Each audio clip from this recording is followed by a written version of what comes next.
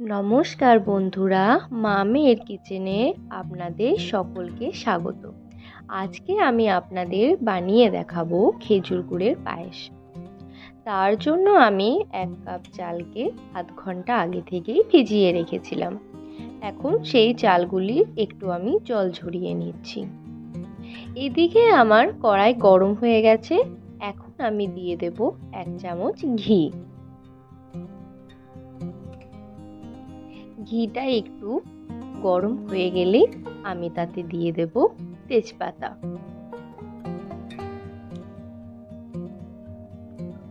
দেখুন, এখন আমি সেই জল ঝরিয়ে নেওয়া চালগুলিও কড়াইতে দিয়ে দিলাম।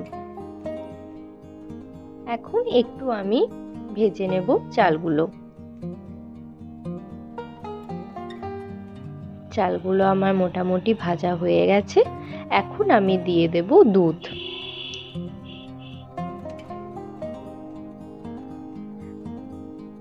এরপর আস্তে আস্তে আমি দুধটা একটু নাড়তে থাকবো।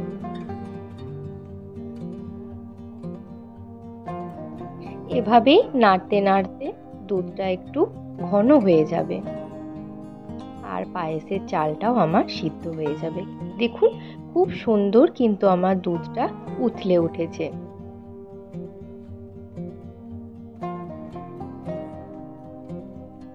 দেখুন, আমার খুব সুন্দর পায়েসের চালটা সিদ্ধ হয়ে গেছে এবং খুব সুন্দর একটা ঘন হয়ে গেছে। এরপর আমি দিয়ে দেব এলাচ। এখন আমি কাজু কিশমিশও দিয়ে দিলাম। এলাচ দেওয়ার জন্য খুব সুন্দর একটা গন্ধ বেরিয়েছে। এখন আমি দিয়ে দিচ্ছি খেজুর গুড়ের পাটালি। পাটালি দিয়ে দেওয়ার পর বেশিক্ষণ কিন্তু ফোটানো যাবে না, কারণ এতে পায়েস কেটে যেতে পারে। তাই এখন আমি গ্যাসের ফ্লেমটা অফ করে দেব।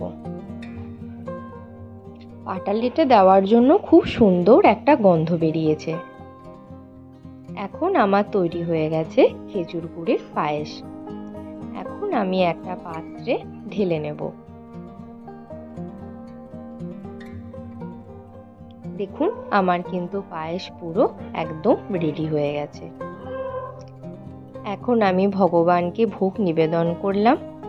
এভাবেই আপনারা বাড়িতে বানিয়ে দেখবেন, আপনাদের খুব ভালো লাগবে।